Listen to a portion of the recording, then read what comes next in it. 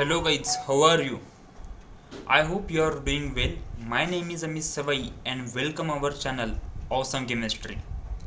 Students, आज हम लोग मोल कंसेप्ट के एनसीईआरटी के एक्सरसाइज के सारे सॉल्यूशन देखने वाले हैं। आज दशहरे का दिन है। जैसे दशहरे के दिन रावण का दहन होता है, वैसे ही मोल कंसेप्ट की जितने भी डाउट होंगे सारे डाउट का आज दहन करेंगे। ओके, तो देखो ये वीडियो अगर आप लोग यूट्यूब पर देख रहे हो तो प्लेबैक पे जाइए और उसकी स्पीड डबल कर दीजिए। उससे क्या होगा, वीडियो फास्ट चलेगी और ये सारे सॉल्यूशन आपको कम टाइम में मिलेगा। ओके, सो चलो स्टार्ट करते हैं। Calculate the molar mass of the following. ये एक ईजी क्वेश्चन है, ये सबको आया होगा। यहाँ पर H2O का मोलर मास कितना होगा? H2O का होगा 18, CO2 का यहाँ पर कार्बन एक है 12 प्लस ऑक्सीजन 32 O2। ओके, तो 32 प्लस 12 44 आया होगा इसका आंसर, और ये CH4 बोले तो 16। देखो next question, calculate the mass percent of the different element present in a sodium sulphate solution. ठीक है, Na2SO4 यहाँ पर मास परसेंट पूछा है। तो देखो Na2SO4 का टोटल मॉलिक्यूलर वेट कितना होगा? सोडियम का है 23, सो 23 इंटू 2 करना पड़ेगा, प्लस सल्फर का है 32 और प्लस ऑक्सीजन O4, सो 16 इंटू 4। तो टोटल Na2SO4 का जो ये होगा मॉलिक्यूलर वेट वो आएगा 142। अब इसमें पूछा है कि सोडियम का, सल्फर का और ऑक्सीजन का मास परसेंट कितना है। अब मास परसेंट Na2 का कितना होगा? देखो सोडियम कितना है? सोडियम है 46 ग्राम। टोटल सॉल्यूशन कितना है? टोटल सॉल्यूशन है 142 ग्राम इंटू 100, ये होगा सोडियम का। सल्फर का मास परसेंट कितना होगा? 32 डिवाइडेड बाय 142 इंटू 100। और अगर ऑक्सीजन का मास परसेंट देखना है तो ऑक्सीजन का कितना होगा? ऑक्सीजन कितना है? 16 इंटू 4, 64 ग्राम अपॉन टोटल सॉल्यूशन कितना है? 142 ग्राम इंटू 100। अगर इनके हम लोग आंसर निकालें तो देखो आंसर क्या आएगा। इसका आंसर आएगा 32.39%।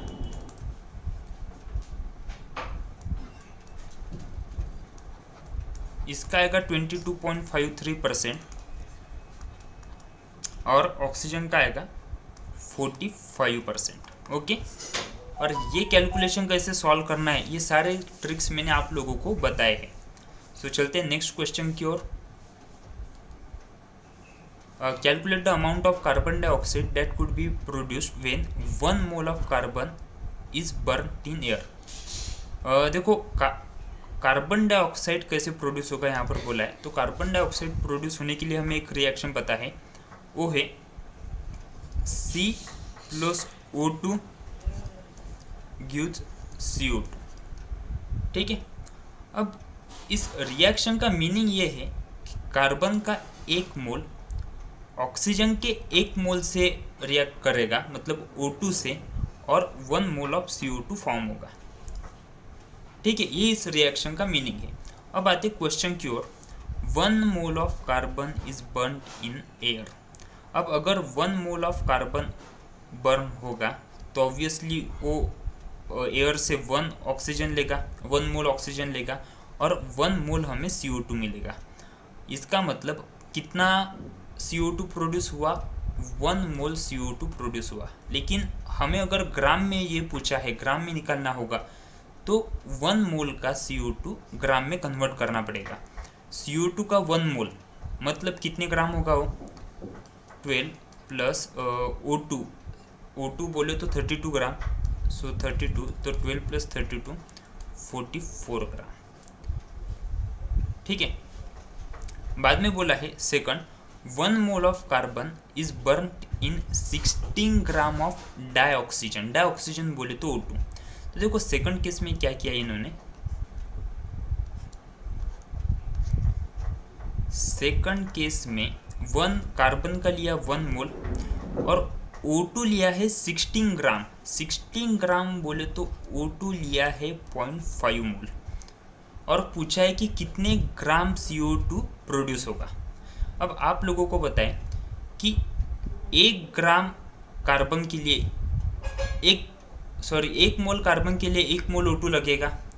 अब वैसे ही 1 मोल O2 के लिए 1 मोल कार्बन लगेगा, लेकिन यहाँ पर O2 है 0.5 मोल, तो उसे 0.5 मोल ही कार्बन की ज़रूरत है, राइट। लेकिन यहाँ पर तो 1 मोल कार्बन है, तो इसका मतलब ये होगा कि ये जो 0.5 मोल है O2 का, ये कार्बन के 0.5 मोल से ही रिएक्ट करेगा और 0.5 मोल कार्बन रिएक्शन में वैसे के वैसा ही रहेगा और CO2 कितना बनेगा, CO2 मिलेगा 0.5 मोल।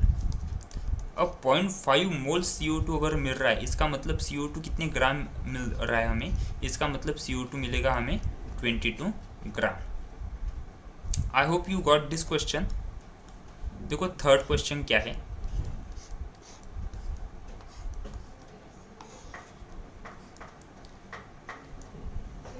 To moles of carbon are burn in 16 gram of dioxygen.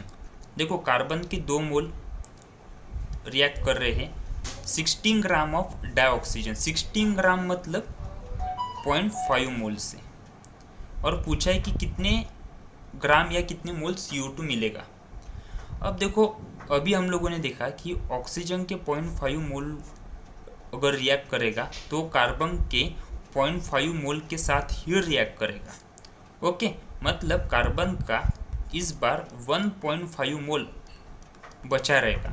So CO2 कितना प्रोड्यूस होगा, तो CO2 0.5 मोल ही प्रोड्यूस होगा और 0.5 मोल प्रोड्यूस होगा मतलब CO2 कितना प्रोड्यूस होगा 22 ग्राम।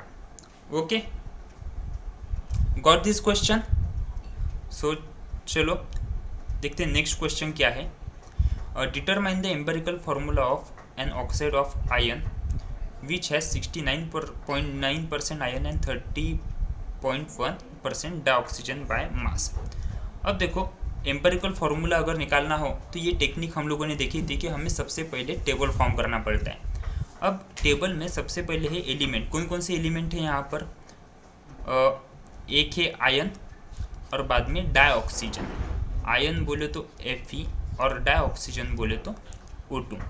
परसेंट बाय मास कितना दिया है, आयन का दिया है 69.9% मतलब 70%, और ऑक्सीजन का कितना दिया है, ऑक्सीजन का दिया है 30%। अब एटॉमिक वेट देखो, आयन का एटॉमिक वेट कितना है, वो है 56 और O2 का एटॉमिक वेट कितना है, वो है 32। यहाँ पर हम क्या करते हैं, सिंपल ये टेबल फिलअप करते हैं। तो यहाँ पर क्या आएगा 70/56 और यहाँ पर आएगा 30/32। तो देखो इसका आंसर क्या आएगा, इसका आंसर आएगा वैसे 1.25 mole. You know how to calculate this, हम लोगों ने इस कैलकुलेशंस के ऐसे कैलकुलेशन के स्पेशल सेशन लिए हैं और यहाँ पर इसका आंसर आएगा 1.8। ठीक है, अब देखो इसको सिंपल रेशो में, होल रेशो में हम लोगों को कन्वर्ट करना है। तो हम लोग क्या करेंगे 1.25 को 1.2 कंसिडर करेंगे और इसका आंसर कितना आया है 1.8। अब ऑब्वियसली आपको ये देख के पता चलेगा कि 1.2/1.8 लिया तो इनडायरेक्टली 6 से दोनों को डिवाइड होगा तो सिंपल रेशो मिलेगा हमें 2:3। मतलब Fe के 2 मोल और O2 के 3 मोल। तो इसका एम्पिरिकल फॉर्मूला क्या होगा, Fe2O3। ठीक है, मतलब ऑक्सीजन के 3 मोल। नहीं, यहाँ पर एक बात ऐसी है कि यहाँ पर सिर्फ ऑक्सीजन लेना पड़ता है और ऑक्सीजन का जो वेट है वो 16 लेना पड़ता है। ओके, एम्पिरिकल फार्मूला का सम है, यहाँ पर ऑक्सीजन ही लेना पड़ता है, O2 नहीं लेना पड़ता। ये बात ध्यान में रखना, बाकी सारे कैलकुलेशन करेक्ट है। ओके, सो आंसर आएगा Fe2O3। देखो next,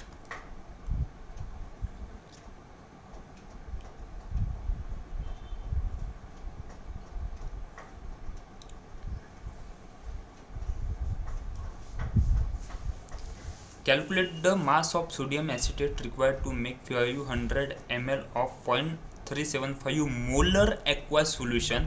molar mass of sodium acetate is 82.0245 gram per mole. अब देखो क्वेश्चन को पहले ठीक से समझ लो. यहाँ पर बोला है calculate the mass of sodium acetate required to make 500 ml. ये गिवन में आएगा 500 ml. ये क्या है? वॉल्यूम. मतलब वॉल्यूम ऑफ सॉल्यूशन कितना है? 500 ml. इसको हम 0.5 लीटर भी लिख सकते हैं.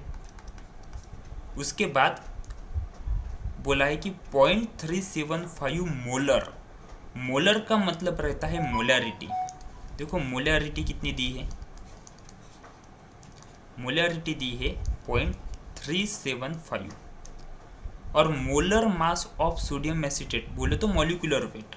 मॉलिक्यूलर वेट कितना दिया है? 82. अब पूछा क्या गया है? Calculate the mass of sodium acetate. मतलब गिवन मास हमें पूछा है. तो आपको मोलैरिटी का फॉर्मूला पता है क्या है? तो molarity is equal to given weight upon molecular weight into volume of solution in litre. ठीक है, वॉल्यूम ऑफ सॉल्यूशन हमेशा लीटर में रहेगा. तो यहाँ पर जस्ट नंबर्स पुट करो. मोलैरिटी कितनी है? 0.375. गिवन वेट हमें पूछा है अपॉन मॉलिक्यूलर वेट कितना दिया है? 82. और वॉल्यूम ऑफ सॉल्यूशन कितना दिया है? लीटर में हमें लेना है, इसलिए 0.5 लीटर. जब ये हम लोग कैलकुलेट करेंगे तो इसका आंसर आएगा टोटल 15.38 ग्राम. ओके, गिवन वेट मतलब हमें कितना लेना पड़ेगा? 15.38 ग्राम लेना पड़ेगा. देखो नेक्स्ट क्वेश्चन.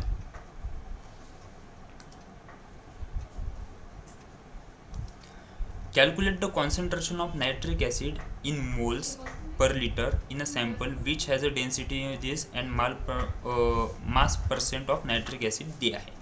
ओके, देखो अभी calculate the concentration of nitric acid पूछा है. अब ये जो है कॉन्सेंट्रेशन ऑफ नाइट्रिक एसिड, इसका मतलब ही ये है कि हमें मोलैरिटी पूछी है. हमें मोलैरिटी पूछी है. और मोलैरिटी का फॉर्मूला आप लोगों को पता है. मोलैरिटी का फॉर्मूला क्या है? Given weight upon molecular weight into volume of solution in litre. अब देखो गिवन वेट कितना दिया है वो भी हम लोगों को नहीं दिया है. Molecular weight nitric acid HNO3 रहता है. नाइट्रिक एसिड बोले तो HNO3. सो HNO3 का मॉलिक्यूलर वेट हम लोग निकाल ही सकते हैं. और उसका मॉलिक्यूलर वेट है 63. लेकिन हमें डेंसिटी दी है. यहाँ पर ध्यान से देखो, हमें डेंसिटी दी है. तो आपको ये फॉर्मूला पता होगा, mass is equal to volume into density. So देखो अभी हम मास कितना आएगा? वॉल्यूम टोटल दिया है.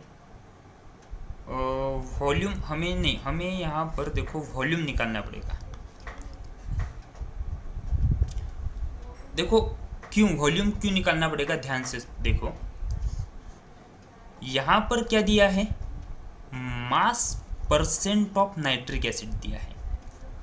मास परसेंट का मतलब क्या रहता है? Mass of nitric acid HNO3 upon mass of solution. ठीक है, मास ऑफ सॉल्यूशन वो कितना दिया है?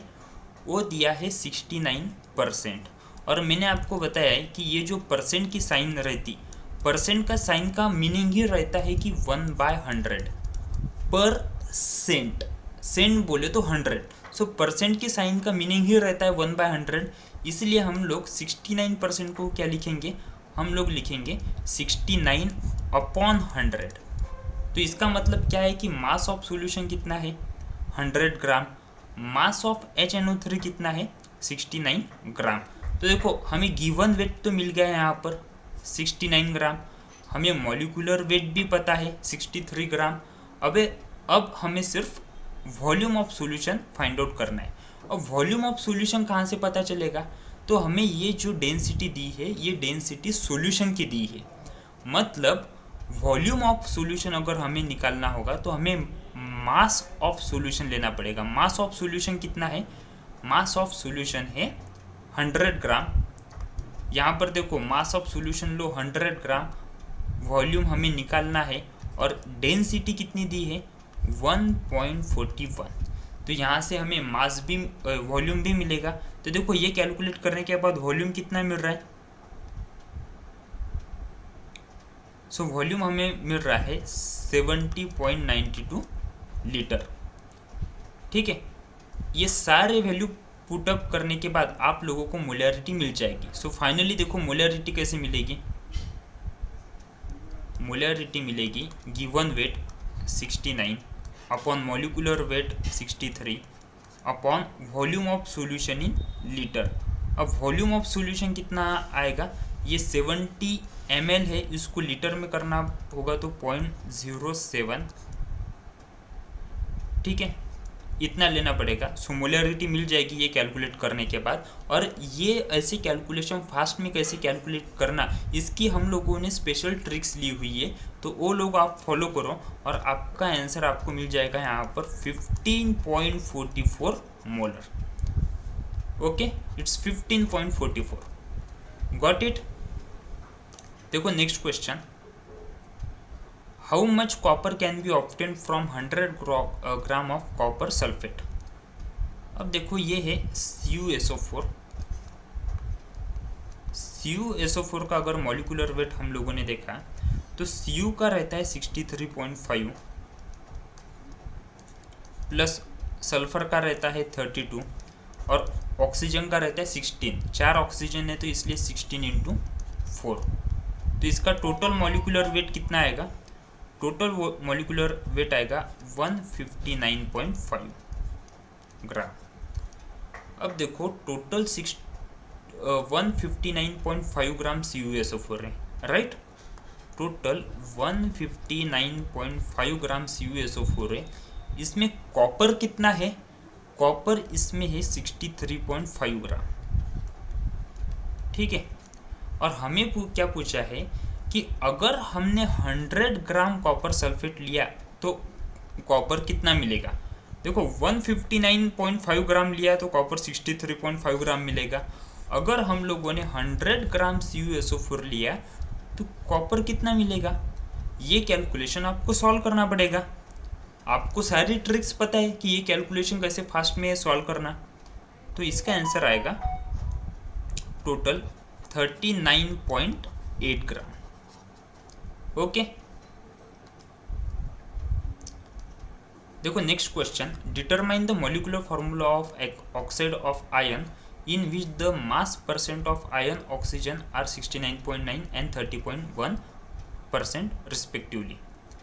तो देखो आई गेस ये क्वेश्चन हमने इससे पहले सॉल्व किया है, थर्ड या सेकंड क्वेश्चन होगा ये। ओके, सेम क्वेश्चन है तो आंसर पता है आपको क्या आएगा। हाँ, एक मिनट, उस क्वेश्चन में एम्पेरिकल फार्मूला पूछा था, इस क्वेश्चन में मॉलिक्यूलर फार्मूला पूछा है। ओके, थोड़ा डिफरेंस है। वहाँ पर एम्पेरिकल फार्मूला पूछा था, हम लोगों ने एम्पेरिकल फार्मूला निकाला। अब इस क्वेश्चन में मॉलिक्यूलर फार्मूला निकालना है। तो देखो हम लोग कैसे निकालेंगे, हमें मॉलिक्यूलर फार्मूला डायरेक्ट कभी नहीं मिलता, हमें सबसे पहले एम्पेरिकल फार्मूला निकालना पड़ता है और जो भी एम्पेरिकल फार्मूला मिला उसको मल्टीप्लाइड बाय n करके हमें क्या मिलता है, हमें मॉलिक्यूलर फार्मूला निकालना पड़ता है। अब ये n क्या है, n की वैल्यू कैसे आएंगी? तो देखो सबसे पहले एम्पेरिकल फार्मूला बना लो। एलिमेंट है FeO, परसेंट बाय मास दिया है, एटॉमिक वेट दिया है, तो इसको अप्रोक्सीमेट लेके हम लोग 70/56 करेंगे और इसको 30/16 करेंगे। तो देखो इसका आंसर क्या आएगा, इसका आंसर आएगा अराउंड 1.25 और इसका आंसर आएगा 1.8। और हमने देखा कि 1.25 को हम लोग 1.2 कंसिडर करेंगे और ये 1.8। और इसका अगर होल नंबर में हमें रेशो निकालना हो तो हमें पता है कि 6 से दोनों नंबर को डिवाइड होता है, तो अपना रेशो मिलेगा 2:3। मतलब अपना एम्पेरिकल फार्मूला मिला Fe2O3। ओके, ये मिला हम लोगों को एम्पेरिकल फार्मूला। अब ये n की वैल्यू कैसे निकालती है, तो देखो n की वैल्यू के लिए हमें गिवन मॉलिक्यूलर वेट यहाँ पर देना चाहिए था, लेकिन वो हमारे पास नहीं है। तो इस केस में हम n को 1 ही कंसिडर करेंगे और फिर जो एम्पेरिकल फार्मूला होगा अपना वही मॉलिक्यूलर फार्मूला होगा। सो मॉलिक्यूलर फार्मूला कितना होगा, Fe2O3 इंटू 1, मतलब आंसर होगा Fe2O3। ओके, ये होगा आंसर Fe2O3।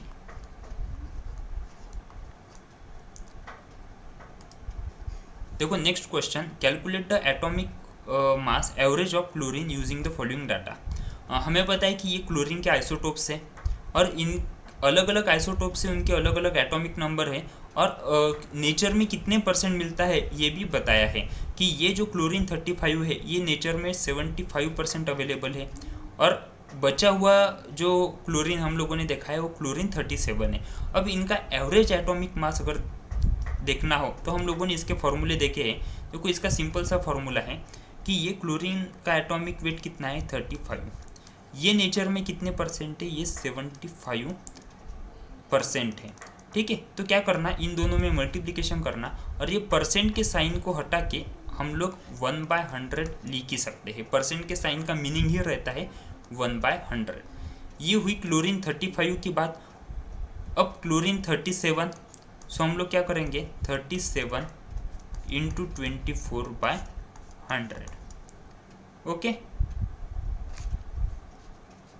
तो देखो अभी और हमें एवरेज निकालना है, इसलिए हम लोग क्या करेंगे अपॉन 75 प्लस 75.7 को अप्रोक्सीमेट 75 या 76 लो, प्लस 24.23 को मान लो 24 लेंगे।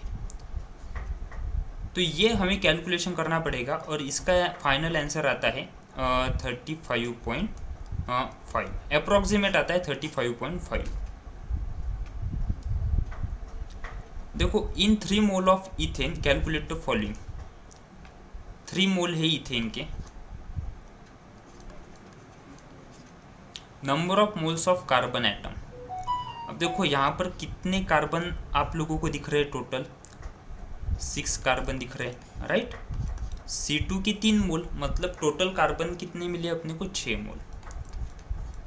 Number of mole of hydrogen atom. Hydrogen atom यहाँ पर कितने दिख रहे हैं 6 इंटू 3 18 मोल। ओके, और देखो number of moles of ethane, sorry number of molecules of ethane. आपको पता है कि एक मोल में, चाहे वो इथेन हो, मीथेन हो, ब्यूटेन हो, प्रोपेन हो, कुछ भी हो, एक मोल में हमेशा 6 इंटू 10⁻23 मॉलिक्यूल्स रहते हैं। यहाँ पर तो 3 मोल है। अगर एक मोल में इतने मॉलिक्यूल्स है तो 3 मोल में कितने नंबर ऑफ मॉलिक्यूल्स होंगे, तो आपको पता है इसका आंसर 18 इंटू 10⁻23 मॉलिक्यूल्स होंगे इथेन के।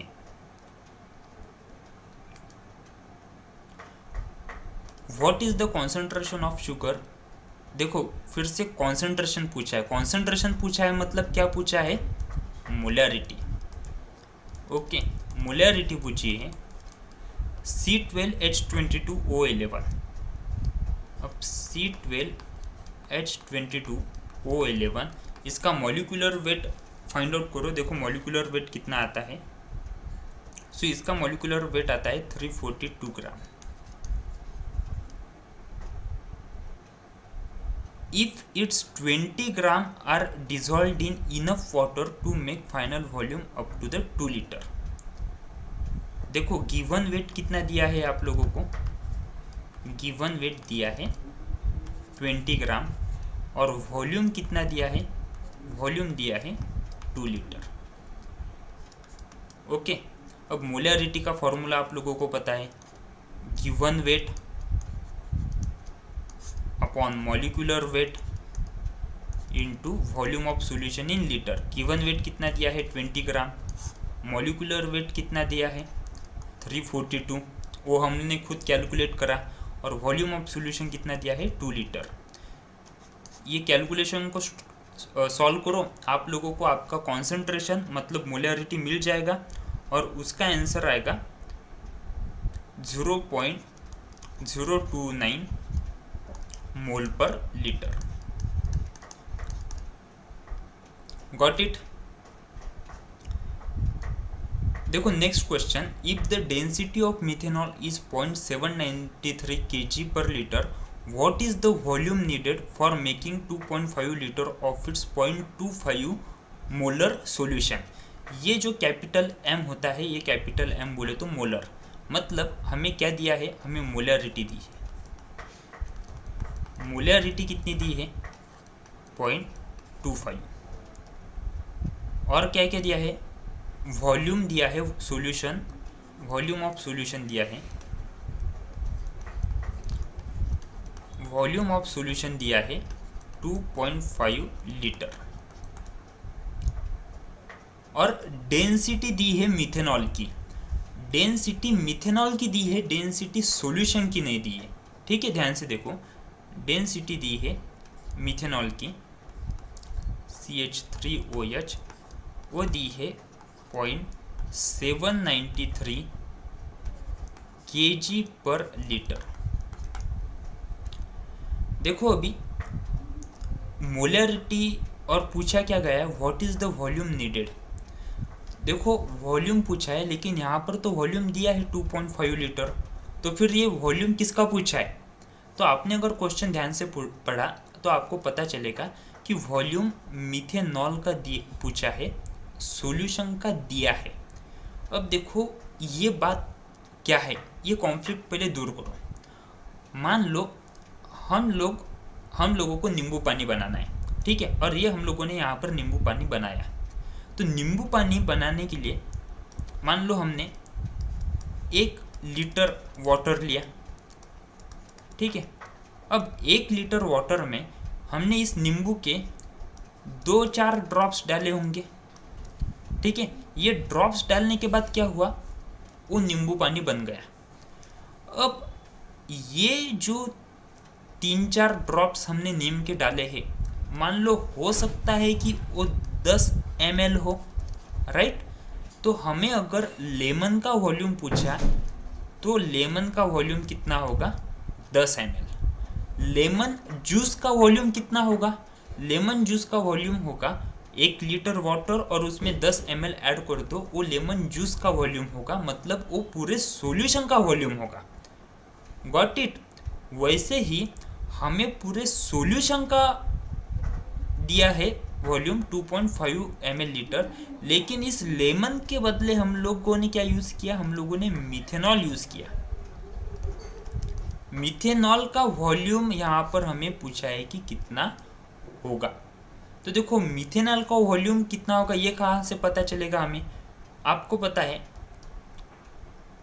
मास is equal to volume into density.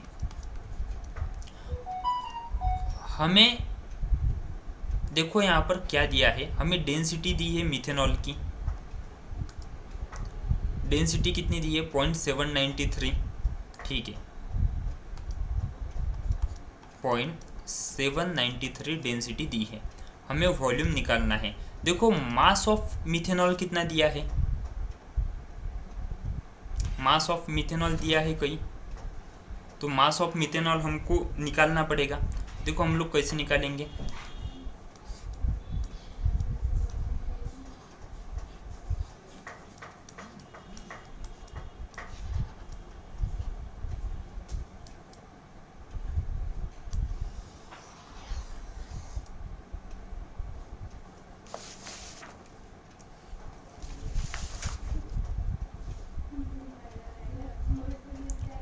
देखो मास मोलैरिटी दी है 0.25, तो मोलैरिटी की जगह molarity number of mole of methanol CH3 OH number of मोल है ये, okay, upon volume of solution in litre, तो वॉल्यूम कितना है 2.5 लीटर।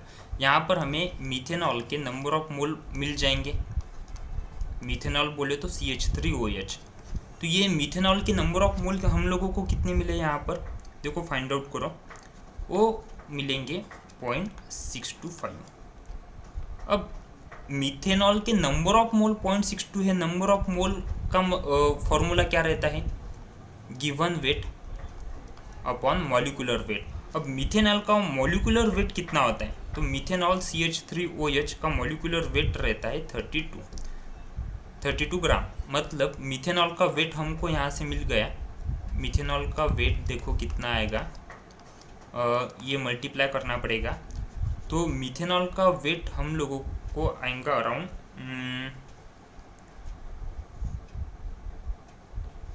20 ग्राम, ठीक है। अब देखो मिथेनॉल का मास भी हम लोगों को मिल गया 20 ग्राम। अब हम लोगों के पास मिथेनॉल की डेंसिटी भी है, मिथेनॉल का मास भी हम लोगों ने फाइंड आउट किया, मिथेनॉल का वॉल्यूम पूछा है, तो मिथेनॉल का वॉल्यूम देखो कितना आएगा, टोटल मिथेनॉल का वॉल्यूम आएगा 25 ml, ओके,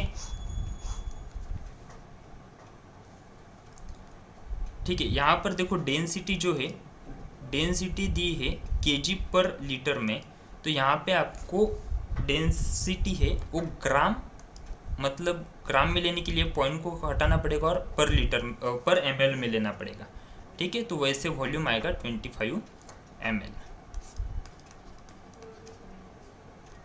ओके।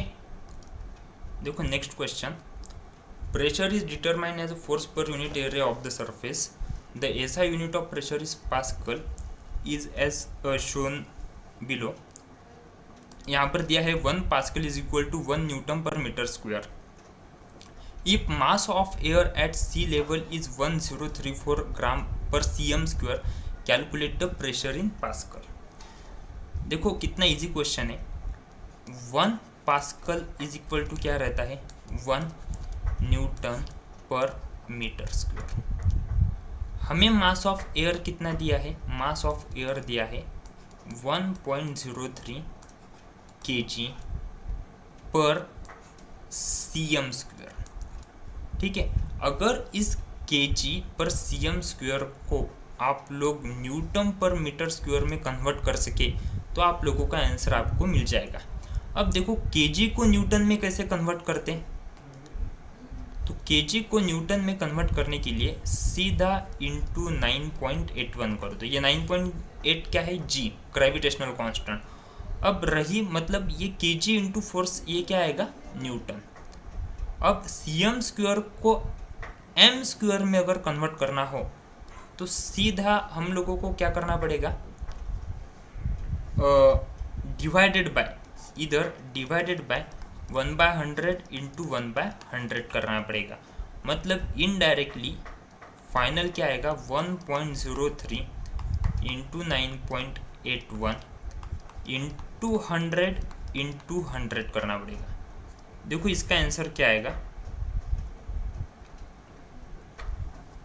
इसका आंसर आएगा 1.01 इंटू 10⁵ पास्कल, ठीक है। हम लोगों ने क्या किया, सिर्फ kg पर cm स्क्वायर का न्यूटन पर मीटर स्क्वायर में कन्वर्जन किया और अपने को आंसर मिल गया। देखो next, what is the SI unit of mass, how it is defined. So आप लोगों को ये पता है सारी चीजें, ये थ्योरी का क्वेश्चन है, ओके।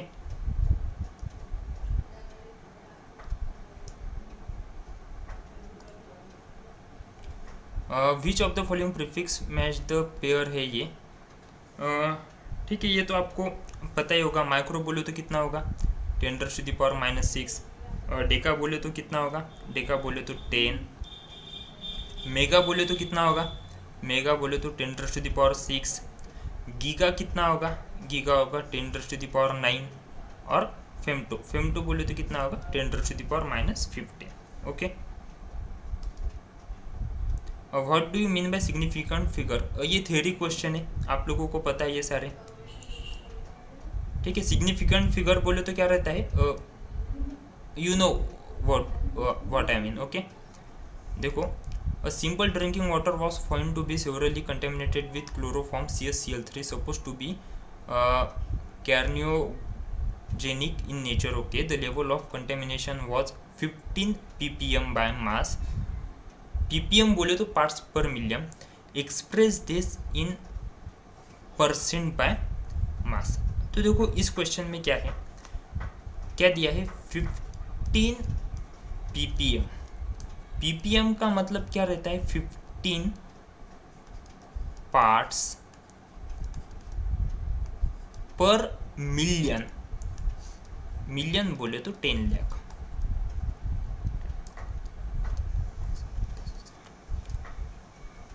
ठीक है, ऐसे ये आएगी 10 लाख।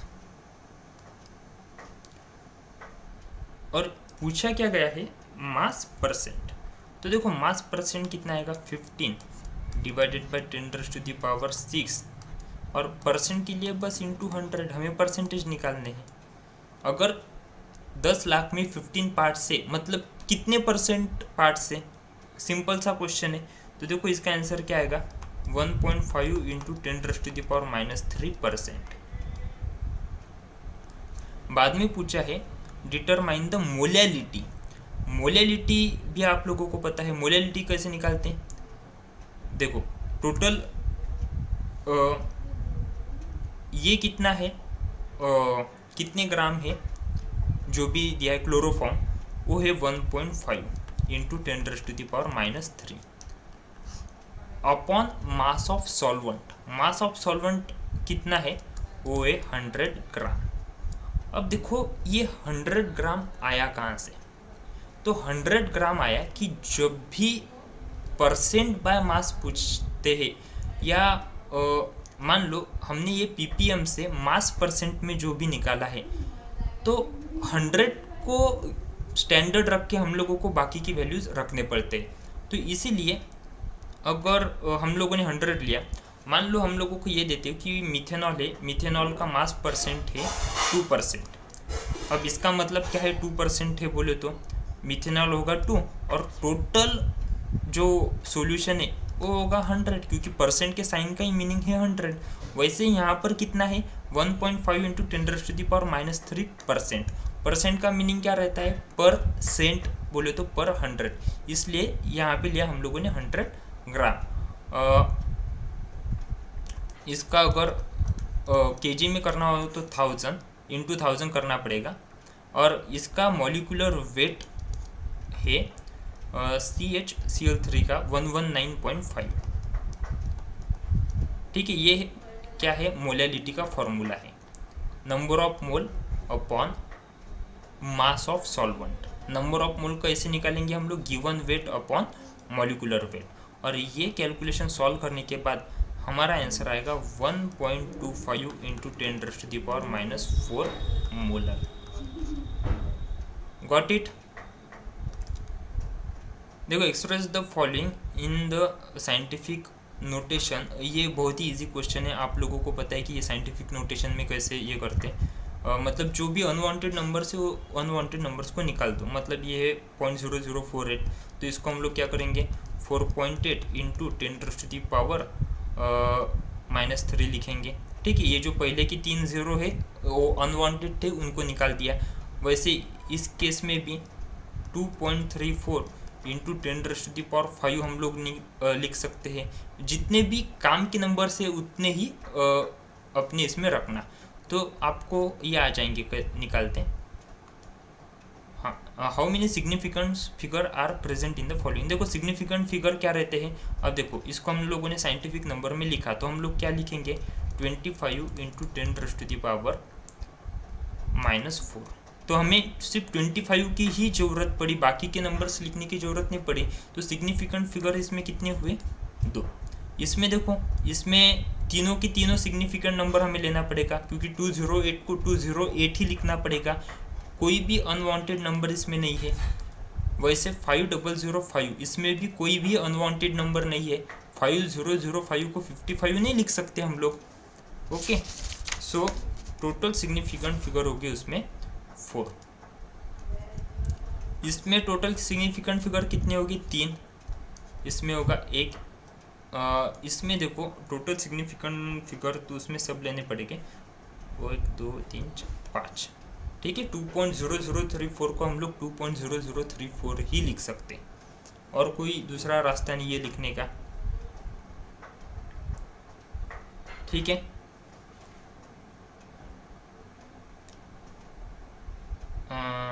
देखो अभी नेक्स्ट,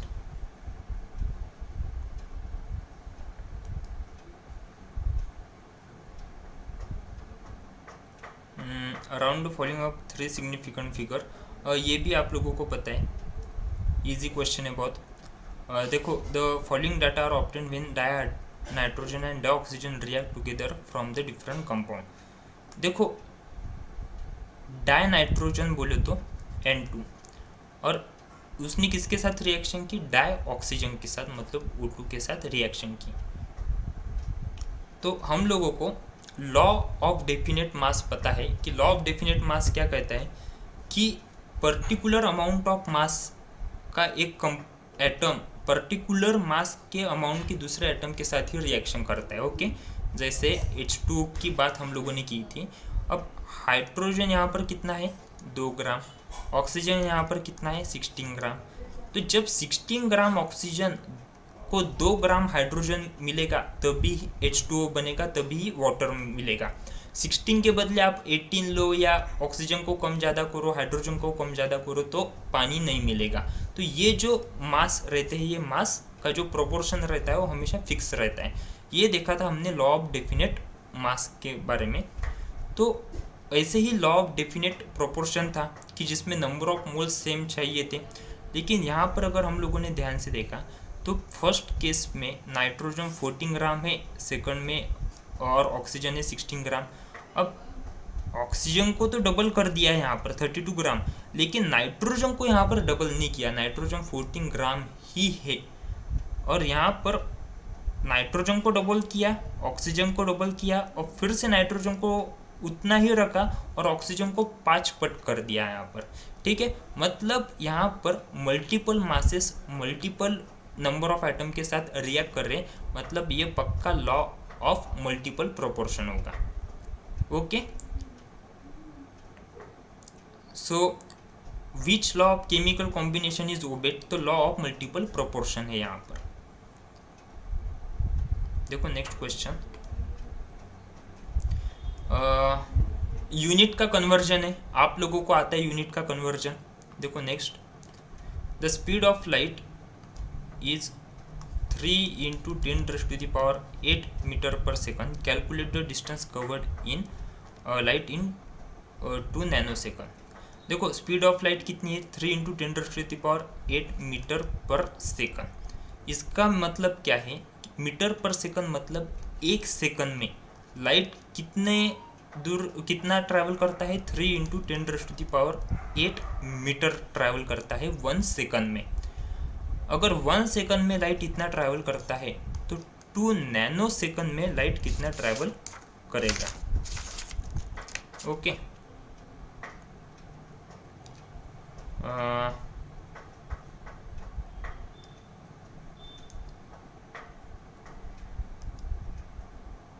एक मिनट।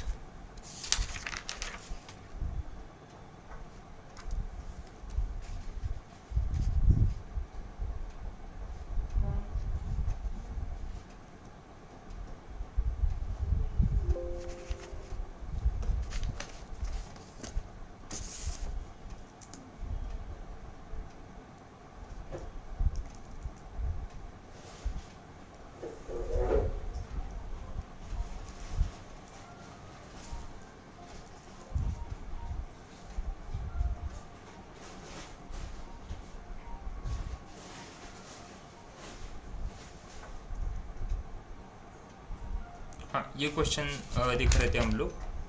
तो यहाँ पर देखो,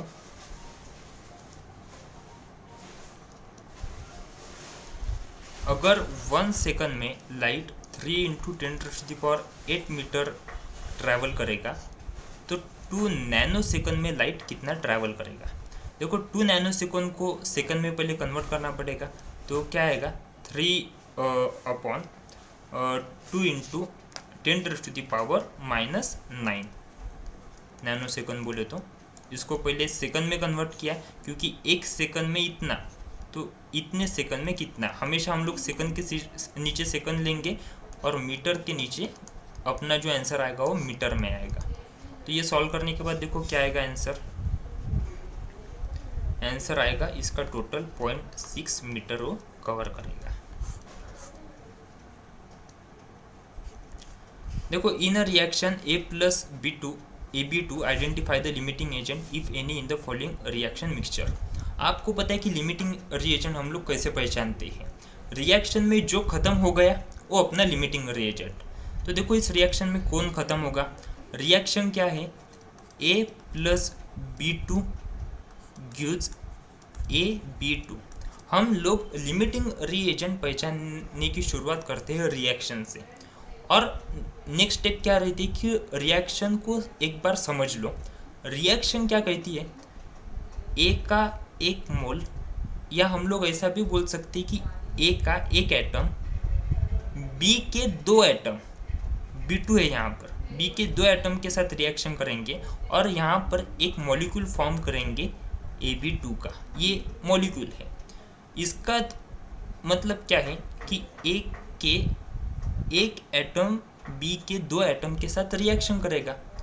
अब यहाँ पर ए के कितने एटम है, यहाँ पर दिए है उन्होंने क्वेश्चन में ए के 300 एटम। अब ए के अगर 300 एटम रिएक्ट कर रहे तो उसको बी के 600 एटम लगेंगे रिएक्शन करने के लिए, लेकिन बी के 600 एटम अपने पास नहीं है, तो ऑब्वियसली बी जल्दी ख़त्म हो जाएगा क्योंकि बी हमारे पास इनफ नहीं है। सो लिमिटिंग रिएजेंट है यहाँ पर बी। तो देखो ये रिएक्शन कैसे होगी, अब बी के हिसाब से चलते हैं। बी के 200 एटम अगर हम लोगों ने लिए तो ए के कितने एटम चाहिए हमें रिएक्शन के लिए, ए के सिर्फ 100 ही एटम हम लोगों को चाहिए। मतलब ए के तो अपने पास 300 एटम्स है, उसमें के 100 एटम्स रिएक्शन में चले गए, तो ए के 200 एटम्स वैसे ही बचे रहेंगे। लेकिन लिमिटिंग रिएजेंट कौन होगा इस केस में, बी, क्योंकि बी सबसे पहले ख़त्म होगा और जो बचेगा वो अपना लिमिटिंग रिएजेंट नहीं रहता। देखो उसी में बोला है कि A+B2 gives AB2 2 mole of ए। देखो अगर ए के हम लोगों ने 2 मोल लिए तो B2 का यहाँ पर 1 ही मोल की ज़रूरत है। पहले ध्यान से समझ लो रिएक्शन क्या है।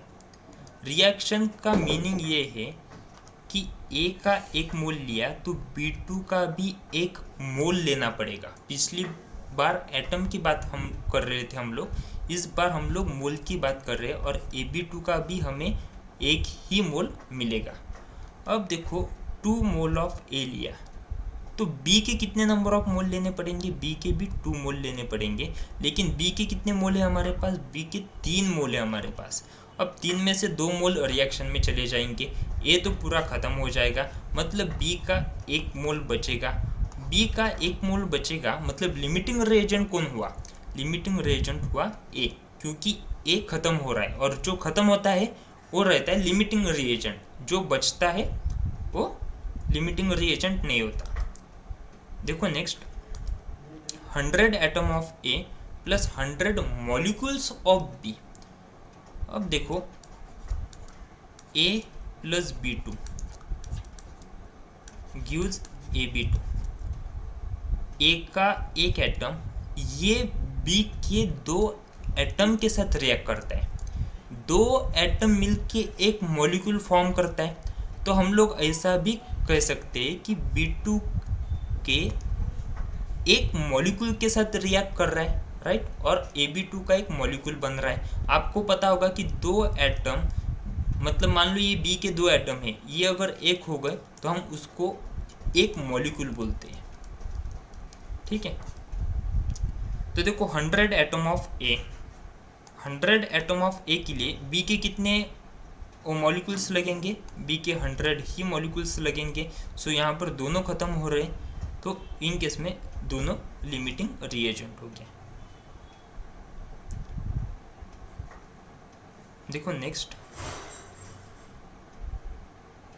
मतलब इसका जब भी दोनों खत्म होते हैं तो इसका मतलब ये नहीं होता है कि दोनों लिमिटिंग रिएजेंट है, इसका मतलब ये होता है कि लिमिटिंग रिएजेंट कोई भी नहीं है। देखो हमेशा लिमिटिंग रिएजेंट की शुरुआत रिएक्शन से करना, रिएक्शन को समझना। रिएक्शन का क्या मतलब है कि ए का 1 मोल B2 के 1 मोल के साथ रिएक्ट करेगा और AB2 का 1 ही मोल फॉर्म होगा। यहाँ पर देखो कुछ नहीं रहता, मतलब यहाँ पर 1 रहता हमेशा। अब ए के 5 मोल हम लोगों ने लिए, तो बी के कितने मोल लेने पड़ेंगे? बी के भी 5 मोल लेने पड़ेंगे, लेकिन बी के हमारे पास सिर्फ 2.5 मोल है, मतलब बी हमारे पास इनफ नहीं है। बी हमारे पास इनफ नहीं है मतलब बी खत्म हो जाएगा और बी रहेगा हमारा लिमिटिंग रिएजेंट। देखो ए रिएक्शन देखो क्या है, A + B2 गिव्स AB2। ए के 2.5 मोल है तो बी के भी 2.5 मोल की ही हमें ज़रूरत है, लेकिन बी यहाँ पर अपने पास 5 मोल है, तो 5 में से 2.5 मोल रिएक्शन में चले जाएंगे और बी के 2.5 मोल यहाँ पर बचेंगे। लेकिन ए तो पूरा ख़त्म होने वाला है और जो भी ख़त्म होता है वो हमारा रहता है लिमिटिंग रिएजेंट, तो इस केस में ए हमारा रहेगा लिमिटिंग रिएजेंट। देखो क्या क्वेश्चन है, dinitrogen and dihydrogen react with each other to produce ammonia according to the following chemical reaction. N2 + H2 gives twice NH3 और पूछा है calculate the mass of ammonia produce. Ammonia कितना produce होगा अगर nitrogen और hydrogen हमने इतना इतना लिया तो सबसे पहले क्या करना, देखना कि रिएक्शन बैलेंस है कि नहीं। अगर रिएक्शन बैलेंस नहीं होंगी तो रिएक्शन को बैलेंस करना पड़ेगा। तो देखो यहाँ पर रिएक्शन को बैलेंस कैसे करेंगे, बस यहाँ पर 3 लगाएंगे, थ्राइस H2, तो अब रिएक्शन बैलेंस हो गई। अब देखो क्या लिया है, आपको पता है कि हम जो भी अपने रिएक्शन में कैलकुलेशंस करते वो मोल के हिसाब से करते। अब रिएक्शन को पहले समझ लो कि रिएक्शन क्या कर रही है। रिएक्शन का मीनिंग ये है कि नाइट्रोजन का 1 मोल लिया तो हाइड्रो H2 के 3 मोल लेना पड़ेगा और हमें NH3 के कितने मोल मिलेंगे, NH3 के 2 मोल हम लोगों को मिलेंगे। ये रिएक्शन का मीनिंग है। अब आते हैं क्वेश्चन की तरफ। क्वेश्चन में क्या बोला है कि अगर हम लोगों ने N2 लिया 2 × 10⁻³ ग्राम, लेकिन ये ग्राम में है, हमें इसको मोल में कन्वर्ट करना पड़ेगा। तो नाइट्रोजन का मॉलिक्यूलर वेट रहता है 14 और N2 का मॉलिक्यूलर वेट होगा 28। तो अगर नाइट्रोजन के नंबर ऑफ मोल्स हम लोगों ने देखे तो यहाँ पर नाइट्रोजन के नंबर ऑफ मोल्स कितने होंगे, 71 पॉइंट में आएगा, 71 पॉइंट समथिंग। हाइड्रोजन के देखो, हाइड्रोजन कितना लिया है, हाइड्रोजन 1 × 10⁻³ लिया है, मतलब यहाँ पर हाइड्रोजन H2 के कितने नंबर ऑफ मोल्स होंगे, तो H2 के नंबर ऑफ मोल्स होंगे 500। You know how to calculate the number of moles, okay, मैं हर बार रिपीट नहीं करने वाला। सो N2 के लिए 71 मोल और हाइड्रोजन के लिए 500 मोल। अब देखो N2 के अगर 71 मोल लिए तो हमें थ्राइस H2 लगेगा, मतलब 71 × 3 करने के बाद जितना भी मिलेगा उतना हमें H2 मिलेगा। अब यहाँ पर वो आएगा अराउंड 142 या 143, 71 × 3 कितना आएगा, 143 आएगा। मतलब हमें H2 के सिर्फ 143 नहीं 243, हमें H2 के सिर्फ 243 मोल्स की ही ज़रूरत है, लेकिन हमारे पास 500 मोल्स है, ठीक है। और ये 2 मोल ऑफ NH3 बनाएगा, नहीं 2 मोल ऑफ NH3 नहीं बनाएगा। अगर ये 71 मोल लिए N2 के हमने तो H2 लगेगा 243। और देखो NH3 कितना मिलेगा, NH3 इधर 1 का डबल मिला है, मतलब 71 का डबल मिलेगा। तो 71 का डबल कितना आएगा, ये 213 आएगा और 71 का डबल आएगा 142 मोल। ठीक है, हमें NH3 मिलेगा 142 मोल। अगर मास पूछा है तो मास मोल का आप लोग मास में कन्वर्ट कर सकते हो। तो उसका देखो मास कितना आएगा, मास आएगा 571 ग्राम। यू नो मास का मोल में कैसे कन्वर्ट करना और मोल का मास में कैसे कन्वर्ट करना। देखो नेक्स्ट,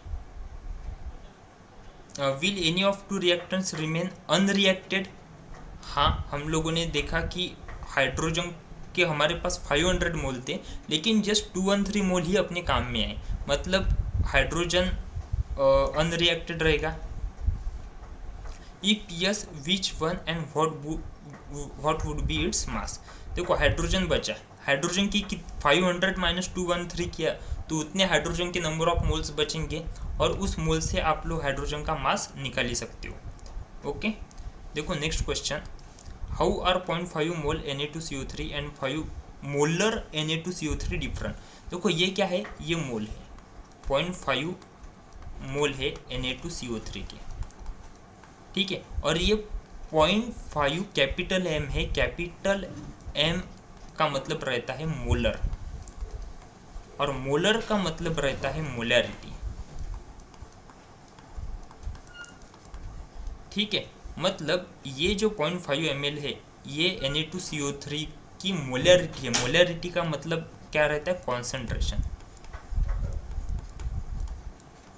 मतलब मोलैरिटी का कॉन्सेंट्रेशन है ये 0.5 मोलर और ये 0.5 नंबर ऑफ मोल है Na2CO3 के। ओके, देखो if 10 volume of dihydrogen gas, okay dihydrogen बोले तो H2 reacts with 5 volume of dioxygen gas O2, how many moles of water vapor are formed, H2O। तो देखो सबसे पहले इस रिएक्शन को हमें बैलेंस करना पड़ेगा। ये रिएक्शन कैसे बैलेंस होगी, सो यहाँ पर बैलेंस करने के लिए इधर 2 लगाना पड़ेगा और यहाँ पर भी इधर 2। अब रिएक्शन बैलेंस हो गई।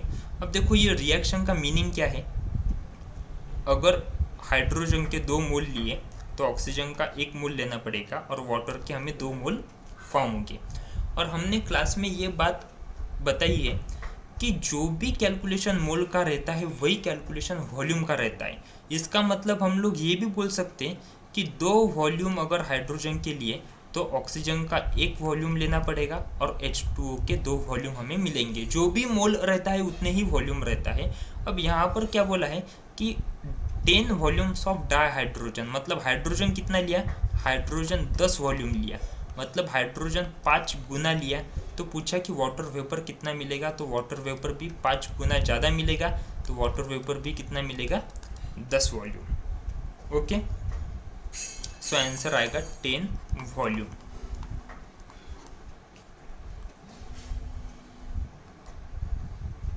Convert the following into basic units. Basic, you know how to calculate basic unit में ये कैसे कैलकुलेट करना।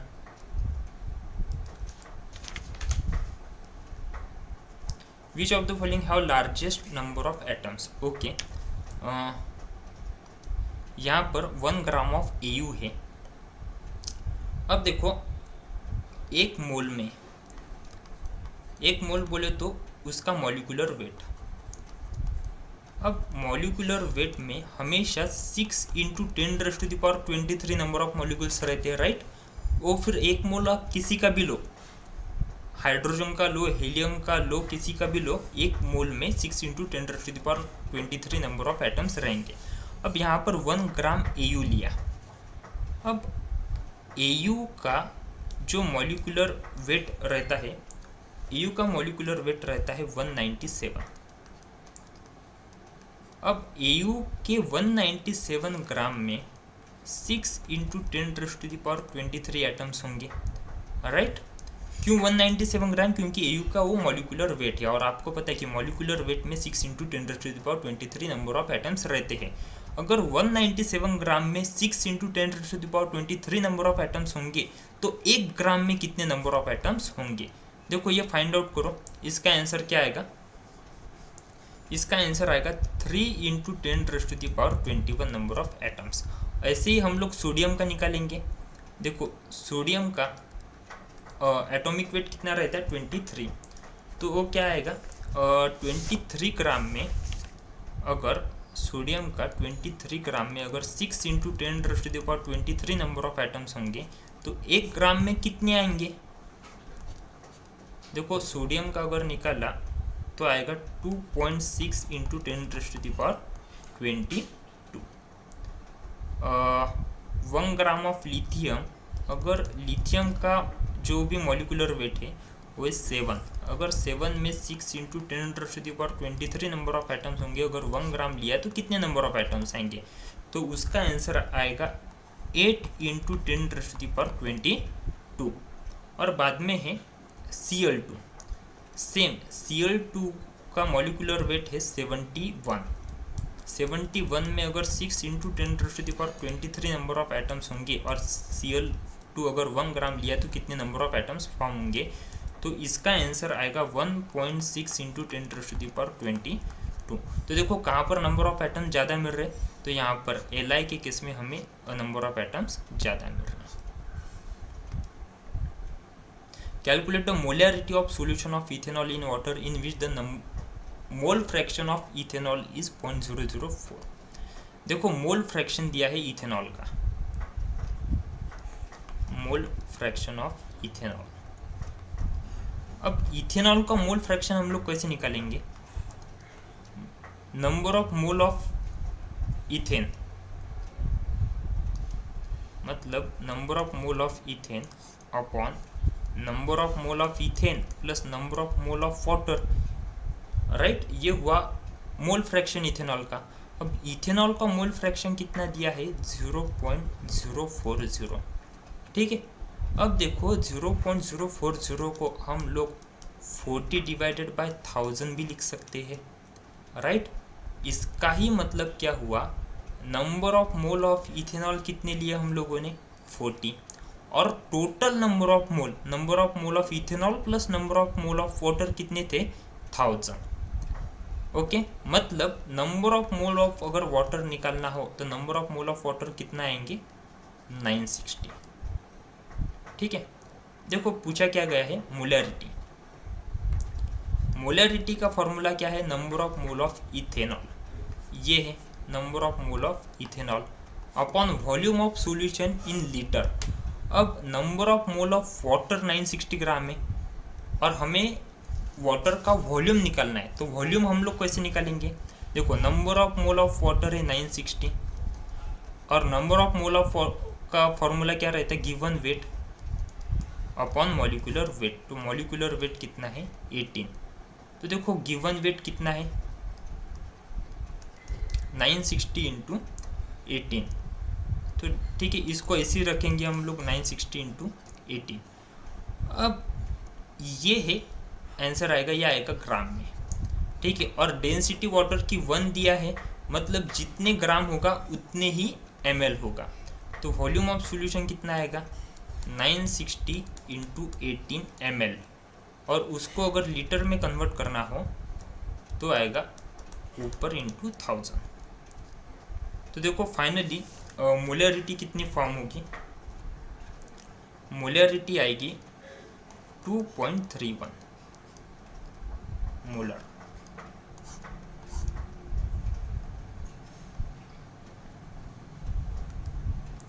देखो what will be the mass of one C12 atom in gram. देखो कार्बन 12 बोले तो ऐसा कार्बन जिसका एटॉमिक नंबर 12 हो। अब कार्बन 12 अगर हम अपने को पूछा है कि 1 कार्बन एटम का मास कितना होगा, अपने को तो 1 कार्बन एटम का मास नहीं पता, लेकिन अपने को 1 मोल ऑफ कार्बन का मास पता है। 1 मोल ऑफ कार्बन का मास कितना होगा उसके मॉलिक्यूलर वेट के ऊपर, तो कितना है 12। अब 1 मोल ऑफ कार्बन में कितने नंबर ऑफ एटम आते हैं, 6 इंटू 10⁻23 एटम्स आते हैं, और वेट कितना होगा उनका 12 ग्राम। देखो 6 इंटू 10⁻23 एटम्स का वेट अगर 12 ग्राम है तो 1 एटम का वेट कितने ग्राम होगा, ये आप लोग कैलकुलेशन करो। देखो इसका आंसर आएगा 2 × 10⁻⁻23 ग्राम। ये आएगा 1 एटम का, कार्बन के 1 एटम का वेट। देखो how many significant should be present in the following, ये आंसर आप लोगों को आ जाएगा, जस्ट कैलकुलेशन है। ठीक है, मोलर मास निकालना है आर्गन का। ये आर्गन के 3 अलग अलग आइसोटोप्स दिए हैं। तो देखो हम लोग इसका एवरेज एटॉमिक मास का अपना फॉर्मूला लगाएंगे। वो क्या है 35। अब यहाँ पर सीधा परसेंटेज में दिया है इसलिए इंटू 337 प्लस 30, इसको थोड़ा राउंड अप करेंगे, 35 के बदले 35.9 है तो 36, और यहाँ पर 38 × 0.063 प्लस 39 मतलब 40 × 99.6 बोले तो 100, और यहाँ पर डिवाइडेड बाय कितना करेंगे, इन सब की एडिशन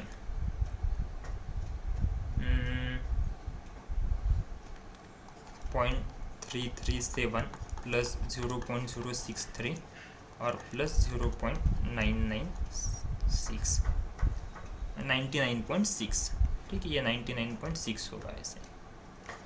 ये फाइंड आउट करने के बाद देखो आंसर क्या आएगा, इसका आंसर आएगा 39.9, मतलब अप्रोक्सीमेट इसका आंसर 40 आएगा। ठीक है, देखो calculate the number of atoms in each of the following 52 mole of argon. अब एक मोल में, चाहे वो मोल आर्गन का हो, फेरगन का हो, किसी का भी हो, एक मोल में कितने नंबर ऑफ एटम्स रहेंगे 6 × 10⁻23 एटम्स रहेंगे। यहाँ पर कितने नंबर ऑफ मोल्स दिए हैं, यहाँ पर 52 नंबर ऑफ मोल्स दिए हैं। तो एक मोल में अगर इतने एटम होंगे तो 52 मोल्स में कितने नंबर ऑफ एटम होंगे, तो 52 × 6 देखो कितना आएगा 312 × 10⁻23 नंबर ऑफ एटम्स होंगे।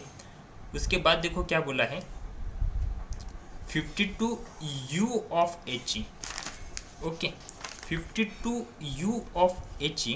तो देखो U बोले तो एटॉमिक मास यूनिट, आपको पता है कि 4U मतलब 4 एटॉमिक मास यूनिट, He का एटॉमिक मास यूनिट 4U है, मतलब 4 ग्राम है। तो 4U ऑफ He में कितने नंबर ऑफ एटम्स रहते हैं 6 × 10⁻23, राइट। अब 4U में अगर 6 × 10⁻23 नंबर ऑफ एटम्स है तो 52U में कितने नंबर ऑफ एटम्स होंगे, देखो आंसर क्या आएगा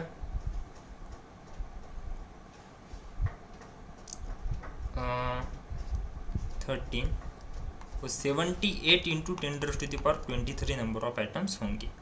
अब बचे 52 ग्राम ऑफ He, तो वही 4 ग्राम ऑफ He में 6 × 10⁻23 नंबर ऑफ एटम्स रहते हैं, तो 52 ग्राम में कितना, सेम आंसर आएगा 78 × 10⁻23। ठीक है, देखो यहाँ पर 52U का आंसर ये नहीं आएगा, एक्चुअली ये थोड़ा अलग रहता है, 1 मिनट।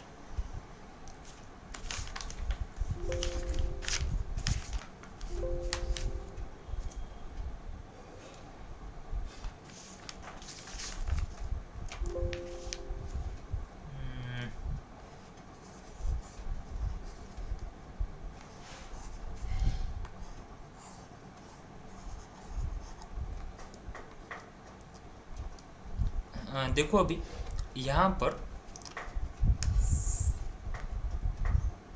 4U ऑफ He जो रहता है ना, इसका मतलब रहता है एक He का एक एटम। ठीक है, ये 4U क्या है, ये एटॉमिक मास यूनिट है। अब यहाँ पर 52U है, अगर 4U में अगर एक एटम होगा तो 52U में कितने एटम होंगे, तो इसका आंसर आएगा 13 एटम। ओके, ये ऐसा करना है। U बोले तो एटॉमिक मास यूनिट, वो ग्राम नहीं, ये एटॉमिक मास यूनिट है। देखो 34, a welding fuel gas contain carbon and hydrogen only burning small sample और फिर ऑक्सीजन देखो कितना दिया है, oxygen gives 3.38 gram of CO2, मतलब यहाँ पर CO2 है 3.38 ग्राम। वाटर कितना है, H2O दिया है 0.69 gram. On other product the volume of 10 litre, ठीक है, सॉल्यूशन का जो वॉल्यूम है वो है total 10 litre and found to be 11.6।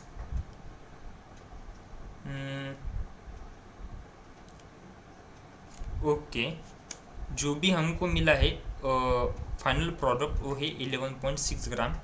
Calculate the empirical formula. देखो ये क्वेश्चन थोड़ा डिफरेंट है। अभी तक हम लोग एम्पेरिकल फार्मूला के लिए टेबल फॉर्म करते थे, राइट? तो इस केस में हमें टेबल नहीं फॉर्म करना है। इस केस में थोड़ा दिमाग लगाओ। देखो अभी यहाँ पर CO2 लिया है 30.38 ग्राम। तो देखो CO2 के कितने नंबर ऑफ मोल लिए फाइंड आउट करो, तो आपको पता चलेगा CO2 के 0.07 नंबर ऑफ मोल लिए हैं। अब देखो H2O के कितने नंबर ऑफ मोल लिए, तो आपको पता चलेगा H2O के 0.03 नंबर ऑफ मोल लिए। ओके, अब यहाँ पर 0.07 मोल CO2 के है और H2O के जो नंबर ऑफ मोल है वो 0.03 है। अगर आप लोगों ने यहाँ पर देखा तो CO2 में कार्बन के कितने मोल होंगे, ये CO2 में कार्बन के 0.07 ही मोल होंगे, राइट? और यहाँ पर ये तो भी 0.038 आता है। तो यहाँ पर अगर H2O में सिर्फ H के नंबर ऑफ मोल्स देखा तो H के नंबर ऑफ मोल्स इसके डबल होंगे, मतलब वो भी अराउंड 0.07 होंगे, मतलब इसका एम्पेरिकल फार्मूला निकलेगा CH। ठीक है, देखो कैसे। CO2 है 0.07 कंप्लीट CO2, लेकिन उसमें कार्बन कितना होगा, कार्बन सिर्फ 0.07 ही होगा। ठीक है, अब ये H2O है, H2O है 0.038 मोल, लेकिन हाइड्रोजन इसमें डबल है, इसलिए हाइड्रोजन 038 का डबल होगा, तो अराउंड अप्रॉक्सीमेटली 0.07 होगा। दोनों का रेशो 1:1 आया, सो CH का जो एम्पेरिकल फार्मूला होगा वो होगा 1:1।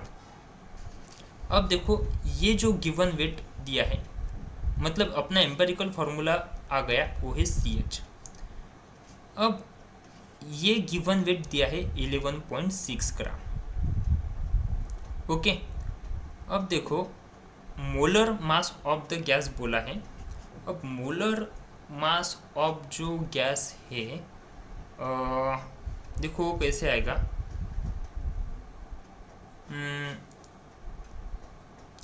यहाँ पर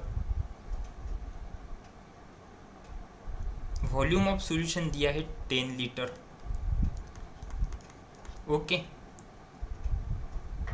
अगर वॉल्यूम ऑफ सॉल्यूशन 10 लीटर दिया है और गिवन वेट हमें 11.6 दिया है, तो देखो ध्यान से देखो, हमें गिवन वेट भी पता है, हमें वॉल्यूम भी पता है, तो हमें यहाँ पर मोलर मास मिल जाएगा।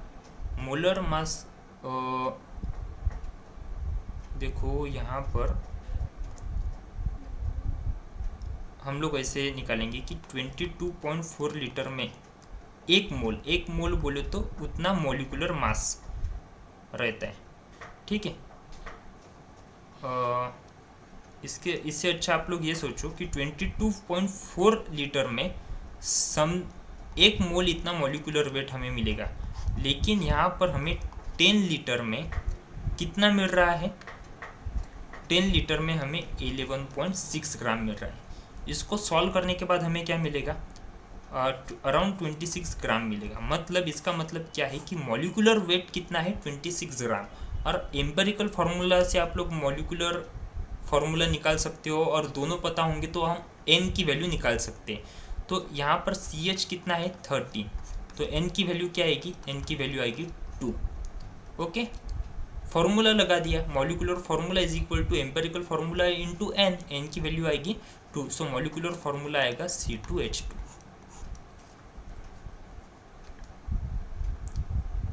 देखो ये question, calcium carbonate react with aqueous HCl to give CaCl2। Okay, ये रिएक्शन है CaCO3 plus twice HCl gives CaCl2 plus CO2 plus H2O। What mass of CaCO3 is required to completely with 25 mole of 0.75 molar HCl। देखो यहाँ पर volume दिया है और molarity दी है, तो वॉल्यूम और मोलैरिटी से पहले नंबर ऑफ मोल निकालेंगे। नंबर ऑफ मोल निकलेंगे हमारे HCl की, कैसे, मोलैरिटी, मोलैरिटी का फॉर्मूला क्या है, number of mole of HCl upon volume of solution in litre. अब मोलैरिटी है 0.75, नंबर ऑफ मोल्स हम लोगों को निकालने हैं, और वॉल्यूम कितना है 25 ml, तो ml को लीटर में करने के लिए ऊपर 1000। तो यहाँ पर देखो नंबर ऑफ मोल कितनी मिलेंगे हम लोगों को HCl के यहाँ पर नंबर ऑफ मोल हमें मिलेंगे 0.018, तो HCl के 0.018 मोल हमें मिले। और पूछा है what mass of CaCO3 is required. अब 0.018 मोल HCl के मिले, तो CaCO3 के कितने नंबर ऑफ मोल की हमें ज़रूरत है, इसके हाफ 0.009 मोल की हमें ज़रूरत है। अब इस मोल का आप लोग मास में कन्वर्ट कर ही सकते हो। ओके, CaCO3 का एक मोल बोले तो उसका मॉलिक्यूलर वेट, तो CaCO3 का मॉलिक्यूलर वेट है 100 ग्राम। ठीक है, एक मोल का अगर 100 ग्राम है तो 0.009 मोल का कितने ग्राम होगा। तो देखो इसका आंसर कितना आएगा, 0.9 ग्राम आएगा आंसर। ठीक है, 0.9 ग्राम। देखो last question, how many gram of HCl react with 5 gram of magnesium dioxide. Okay, ये रिएक्शन है 4 HCl plus MnO2 gives twice H2O plus MnCl2 plus Cl2। और यहाँ पर क्या दिया है, 5 ग्राम ऑफ मैग्नीज ऑक्साइड लिया। ओके, 5 ग्राम लिया मैग्नीज ऑक्साइड, लेकिन हम हमेशा मोल में गिनते हैं। तो देखो 5 ग्राम मतलब कितने नंबर ऑफ मोल्स आएंगे मैग्नीशियम ऑक्साइड के। तो देखो मैग्नीशियम ऑक्साइड का जो मॉलिक्यूलर वेट रहता है वो रहता है 87। अब 5 ग्राम अगर लिया तो नंबर ऑफ मोल्स कितने आएंगे इसके,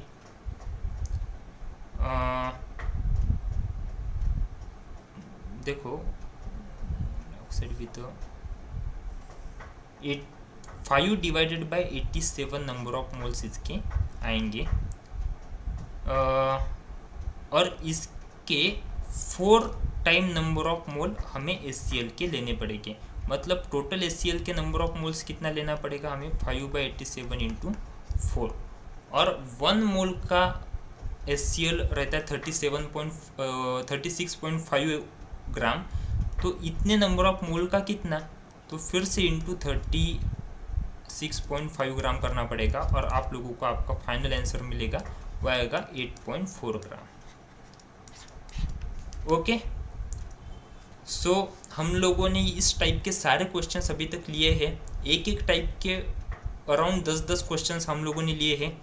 आई होप आप लोगों को ये सारी चीज़ें समझ में आई होंगी। मैंने कई बार शॉर्टकट यूज़ किए हैं, लेकिन ये कंसिडर करके कि आप लोगों के सारे कंसेप्ट्स क्लियर है। ओके, सो चलो, गुड बाय।